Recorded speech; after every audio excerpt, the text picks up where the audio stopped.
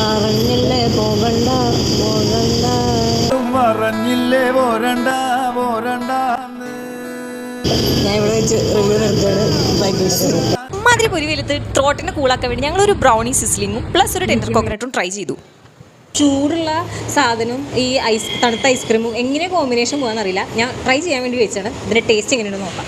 ഫ്ലോപ്പായിരുന്നു guys. ഇത് try ചെയ്യേണ്ടതാണ് എൻ്റെ ഒരു പേഴ്സണൽ ഒപ്പീനിയൻ. സാധാ ഒരു ഐസ്ക്രീം കഴിക്കുന്ന ടേസ്റ്റ് മാത്രമേ അതിനുണ്ടായിരുന്നുള്ളൂ. നമ്മൾ കൊടുത്ത മണിക്ക് വേർത്തായിട്ട് എനിക്ക് തോന്നിയില്ല. ടേസ്റ്റ് വൈസും കൊള്ളില്ല.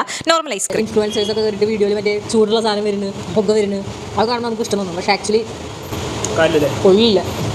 ബട്ട് ഈ ടെൻഡർ കോക്കനട്ട് ഇതൊരു മസ്റ്റ് ട്രൈ ആണ്. നല്ല ഫ്ലേവറും നല്ല ടേസ്റ്റും ഉണ്ടായിരുന്നു.